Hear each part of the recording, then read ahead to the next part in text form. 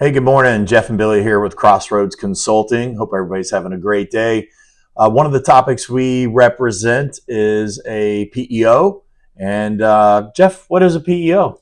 So, hey, by the way, I like your shirt. Thanks. Yeah, yours too. Yeah, so PEO is the short version of professional employer organization. Some people still call it employee leasing, which was the moniker that we were operating under back in the day. I mean, I started 34 years ago, August 1st, 1990. We had hair. We did.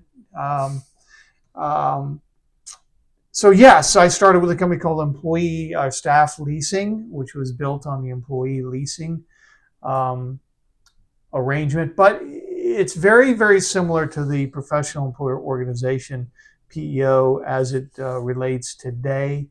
I'm not so sure there was much of a different uh, business model from leasing to PEO.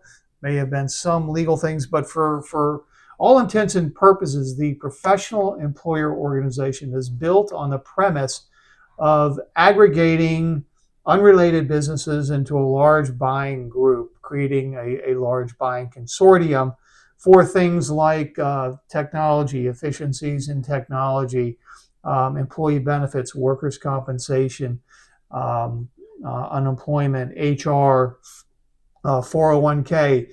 So the idea here is creating this large buying consortium. Now, it's considered a private market because not everybody can get into a PEO.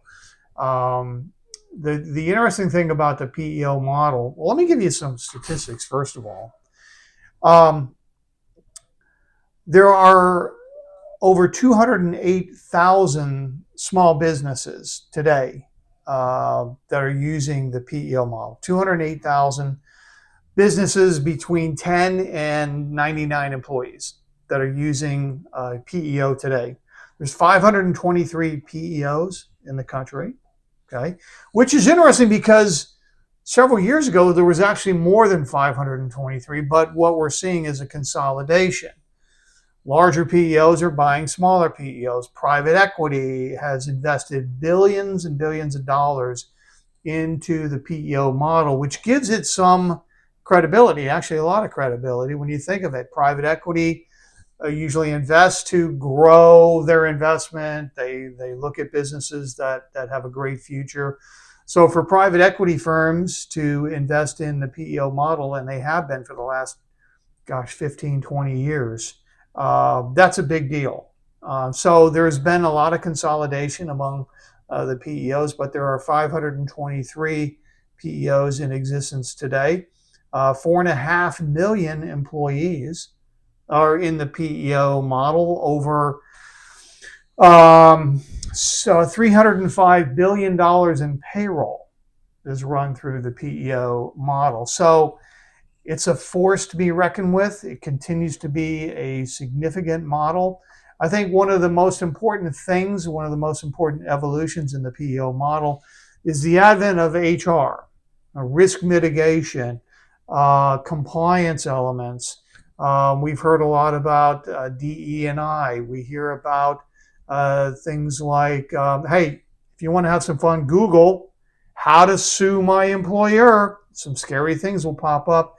But the whole idea behind the PEO is creating an opportunity for a small business owner to get not only the buying power of a large organization, but they also get the HR elements, the compliance elements, the risk transfer elements.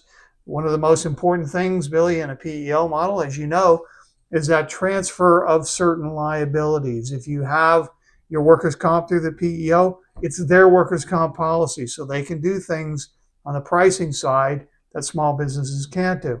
On the health insurance side, PEOs, some PEOs, particularly the larger ones, will have what's called a master group medical plan, where that's again a private market. It's not guaranteed issue. You have to apply, you have to be evaluated, and eventually you're either accepted or you're declined for the master group medical plan. So the PEO model is an extraordinary business model. It's evolved dramatically. Probably the most I would say probably the biggest transition has been in the HR side. I mean, when I started, I don't even think staff leasing had their own HR department. We never talked about HR, Right. but now it's huge. Well, my kind of version of that is employee leasing was payroll, workers' comp, managed unemployment, maybe had some sort of a benefit program. And it kind of morphed into the professional employer organization. I think they wanted to get away from leased employees, as they would call it, in the larger companies.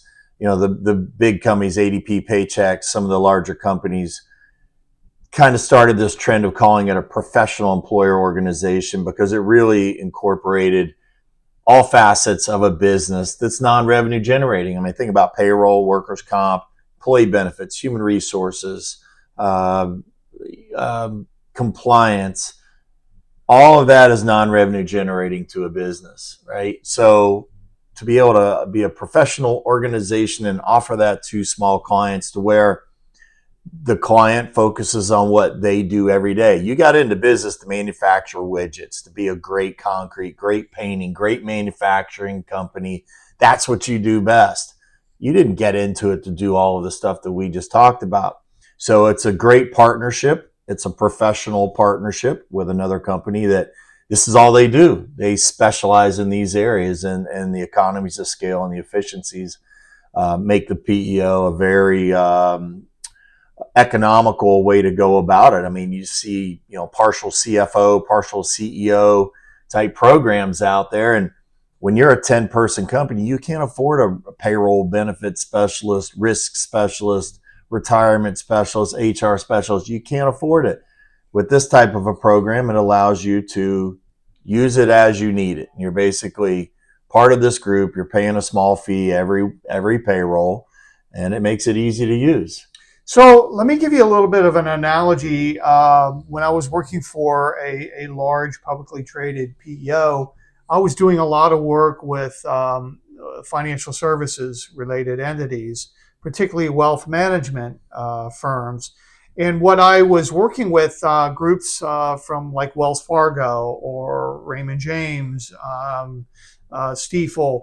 A lot of times the wealth managers, those guys would leave those big wirehouses. They would leave Wells Fargo. I did a ton of business with Wells Fargo wealth managers breaking away from the big mothership and starting their own firm.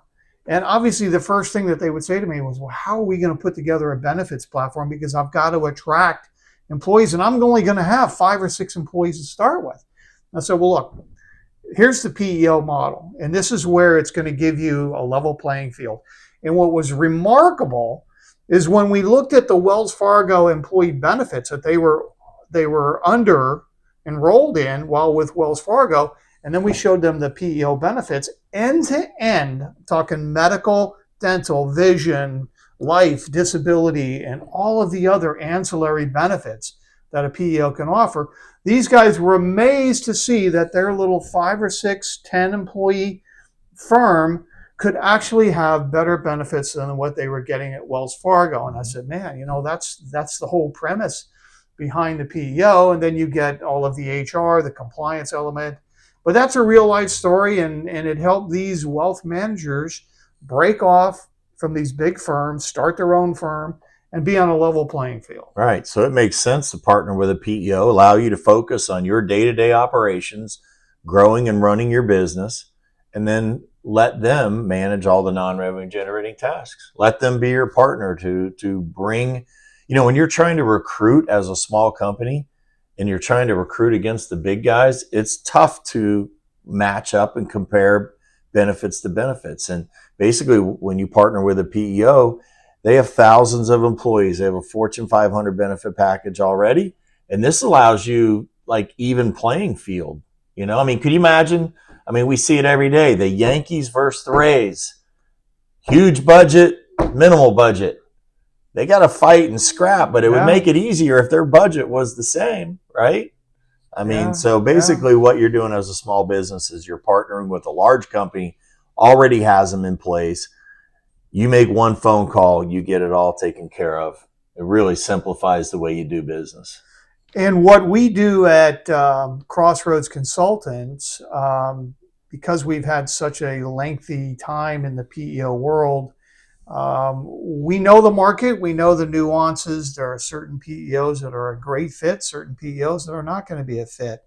But understand this: it's a lengthy process in getting a quote from a PEO because they need a lot of data. Data is critical.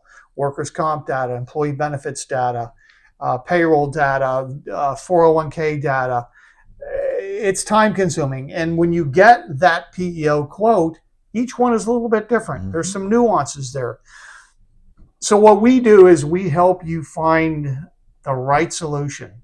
If it's a PEO, we'll look at multiple PEOs, and because they have different health insurance carriers, Florida Blue Cross or Blue Cross in general, Aetna, United Health, Kaiser, Tufts in certain markets. There's regional carriers. So it all depends on what your business model. But we're here to save you time, find the right solution. If we need to make a pivot down the road, then we can help you with that as well. So in closing, if you want to take a look at a PEO and see if it's a fit for you, give us a call or go to our website at Crossroads Consulting, XRHODES.com.